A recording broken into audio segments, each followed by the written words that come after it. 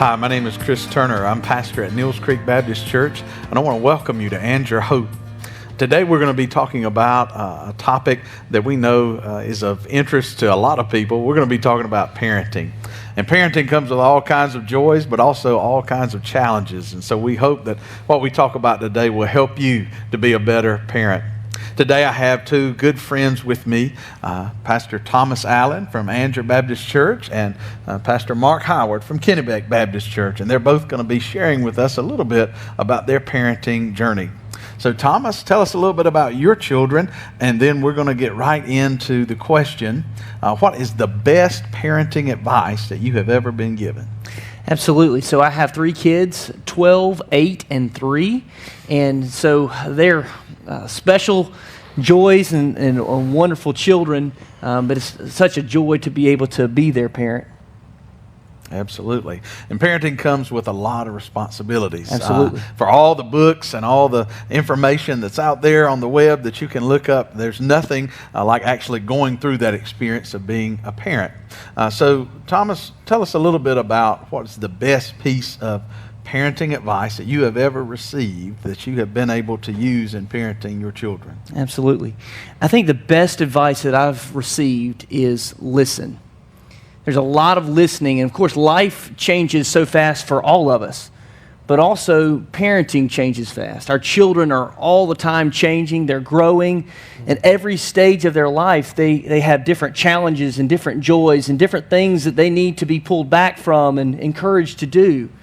So the first thing is to listen to what's going on in their lives and what is happening with them. What are they struggling with? And what is it that I've gone through in my life that can help them where they are?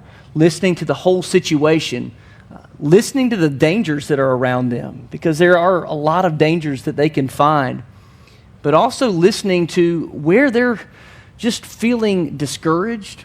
Listen to where they're feeling like, I don't really think I have to do it this way, but they really need that boundary and that instruction. One of the things that I found is kids like to push that boundary, but they do want to know that they are secure.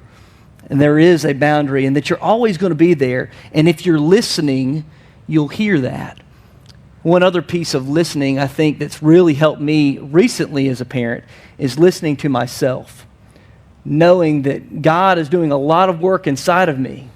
Then there's a lot of pressure on each of us, especially as parents, just to go throughout my day-to-day life. But as I'm listening to what's going on inside of me, when I get home, I can be a better parent if I'm paying attention to what's going on inside of me. I'm not asking my 12 and 8 and 3-year-old to deal with the anxiety or the pressure or the stress that I've experienced all day. And we know that disciplining our children and bringing them up in the way that God wants us to is very important. But if I've got a lot of anxiety and a lot of stress and I'm bringing a lot of other things in, I can't really listen to them unless I've listened to myself and listened to what God is asking me to do that day. So for me, listening to my children, listening to myself, and listening to what God has to say in the middle of all that. So Thomas, as we have navigated all of the ups and downs and the uncertainties of the COVID pandemic, we know what it's like to experience that as adults, but I think children have had to process that through a whole different, unique lens. So that tool of listening, how has that kind of helped you to parent your children through the stresses and the things that they have faced in understanding what COVID is and what the world's like now? Absolutely. And I think so many times we expect children to process things at the same speed that we do. And we all know that we've had to process all of this newness, and there's so many different things that are changing around us. But I think that process of listening to exactly what they are saying, listening to where their questions are, because many times as a parent, I can assume I know what they mean. I can assume I know what they're asking or what they need, but I can miss the mark. And if I take time to stop and listen to them and constantly listening to myself and knowing that perhaps some of the things that I'm struggling with, they may be going through as well. So for me, that helps me to press pause on all that's going on and to be truly present as their parent, so that way I can know exactly what they need in that moment. One final follow-up question. Is there a specific time that you try to carve out with each of your children so that you have that opportunity to listen to them? Is that a family meal time or a time before bed, or what does that look like for your particular family? I think in our family it is absolutely important to have that family time as a whole unit. We do try to have our meal times, and we have our special traditions that we do so that we can all talk and all hear each other. And it's also important to have one-on-one time with each individual child. I think to be the best father that I can be, to be the best parent that I can be, I have to know what's going on with each of my children. And without that individual time, things get lost. Emotions change so fast from day to day, let alone minute to minute. So if you don't have that intentional time and those special activities that you share with each child, and they change as their ages change and that sort of thing. But I think it's so important to make sure that you have carved out that time for the whole family unit to be together, but also for each child to have that special time with both parents. Good.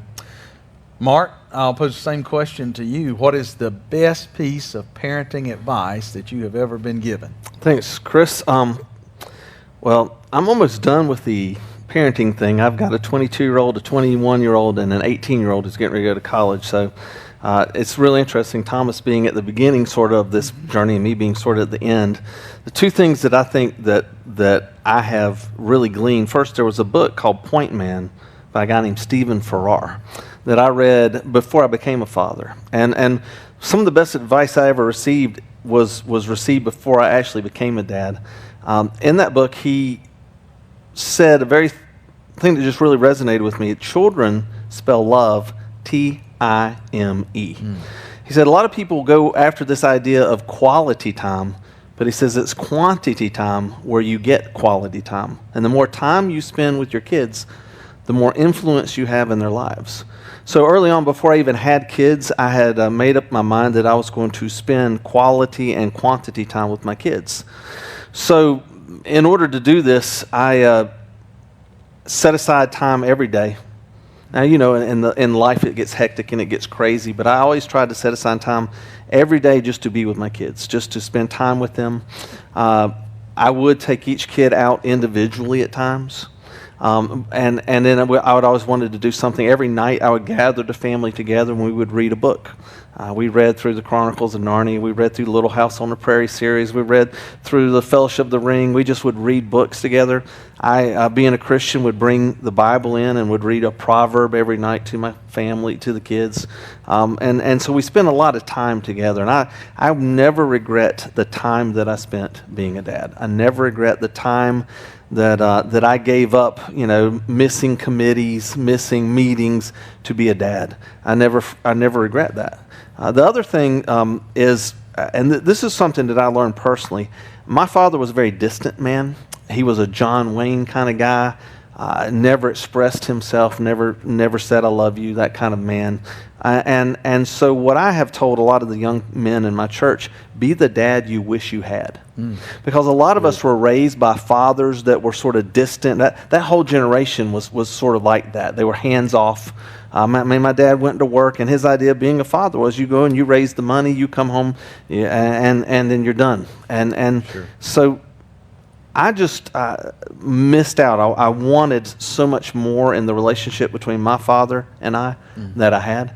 So one of the things I did is I looked at what I didn't have and said, this is what I want to be. And so I was a scout master. I was a ball coach. I coached soccer. I did all that stuff.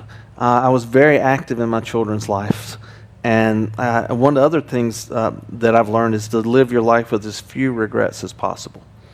See, I spent my time, I gave up positions, I gave up promotions, I gave up committee assignments, I gave up things that would have been prestigious to be a dad. And I don't regret it. Yeah. For your children, Is there anything that you would say? Have you tried to parent them the same way across the board, or have there been little unique and different roles that you've had to play in your parenting skills with each one of them? Yeah, thanks for asking. You'll realize real early on that each kid is different. And you really had to sort of figure out the heart of each kid. Mm-hmm. For instance, my oldest child, we disciplined, and we did use a wooden spoon. Mm-hmm. I never beat my kids. What I would do is, however years old you were, like if you were 8 years old, you'd get 8 licks with a wooden spoon. And my conversation always started out, I love you too much than to allow you to act like this. Mm. And with my oldest child, it worked perfectly. Man, I'd say, son, I love you too much than to allow you to act like this. And you know, I'd administer the rod of wisdom to the seed of knowledge, and you know, it went perfect. My second child, absolutely different creature. Shoot, she didn't care. Go ahead. What? You gonna give me 8 licks? Go ahead. All right, 8 licks. So you had to find the heart of that child. But my middle child was one that she really enjoyed money. She was a little miser. So when I punished her, I'd be like, give me $5. Oh, man, you thought it was the end of the world, right, you know, when I took $5 from her. And, of course, I'd take her to eat with that later on. She wouldn't know it. But I did appreciate her buying our meal. But each child is different. And you had to figure out how to get to the heart of that child. Yeah. But you always discipline in love. Yeah. And you know, like I said, I love you too much than to allow you to act like this. I never wanted to be the kind of father that would just be angry and discipline his children out of anger. I experienced that as a kid, and I know what that's like. And I said, you know, when I discipline my children, I want them to know that there's a goal here, and the goal is I want you to be a better person. So, Mark, I heard what you say about the quality and the quantity of time and how important that is. What would you say to the parent who is really struggling with that, who has just got so many commitments, be that work or other things on their plate? Maybe it's even a single parent that just is trying to juggle a lot of things. And so how do you make that parenting time priority? What are some things that you would recommend? I'm glad you asked. First of all, one of the things that I realized real early on in this parenting venture was that I had a lot of friends that had their kids in karate, basketball, underwater basket weaving, church, and all these activities. And we realized right off the bat, if we were doing that, we were going to wear ourselves out. So we limited what our kids did. We obviously did church, but then we also had one activity outside of church. And each kid got to pick that one thing, like soccer, volleyball, baseball.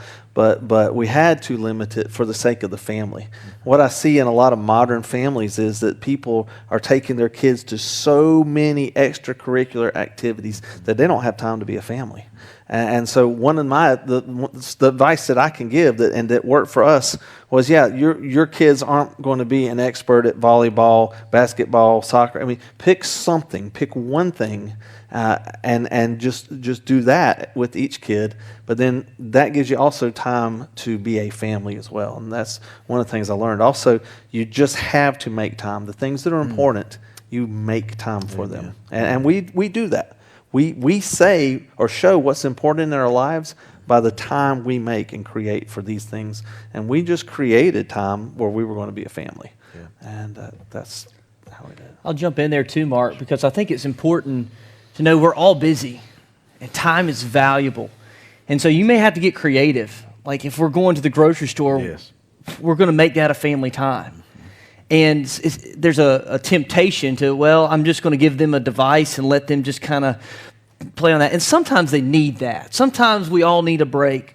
But as much as you can, finding that time, and like you said, Mark, make that time to, even if I have to do this chore or we have to go on this errand, we're doing it together and not just in the same vehicle. But we're truly doing this together, asking them about their day as we're driving back and forth to different places.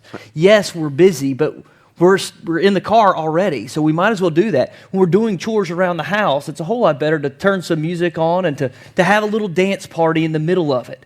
You know, it brings joy in the midst of of a chore or a job, and it also brings the family together. One of the things I always told my kids is, no matter what, I love you.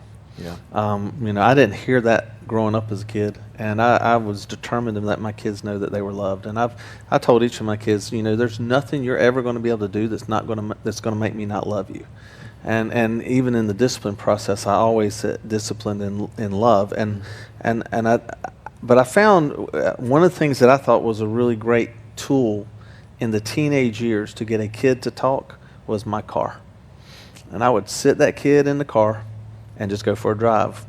Say, hey, let's go for a drive. Let's go get something to eat. And I think that's an important thing. Some of my best listening times happened taking a kid to Bojangles. And I think one-on-one, parent and kid, you go, hey, my daughter would open up when I got her alone in the car a lot more than maybe at the house where she thought somebody might overhear the conversation. So I don't know that this would work with every kid, but I think sometimes just grabbing a kid and say, hey, you want to go get some ice cream? You want to go, and giving that kid just some one-on-one time, and always affirm, hey, I love you, and there's nothing you're going to ever do to change that. Yeah. I will love you until the day I die, and that's also a great affirmation that parents need to do, even with teenage kids too. So thank you, Mark. Thank you, Thomas. Great advice on active listening and being present with your children, giving them the gift of time, making them a priority, investing in them. We hope that this has been helpful to you. We're going to continue to put up content about parenting here at Angier Hope. We hope you'll check back often. And we want you to know that we are praying for you as a parent. We know that it's not easy. We know that these are challenging days to be a parent, to raise children. We are committed to pray for you and hope that this video has helped you. We want you to know that hope has a name, and his name is Jesus Christ. And so I hope that you will look at all of the content here at Angier Hope and that this will continue to help you in your life's journey. Thank you for watching.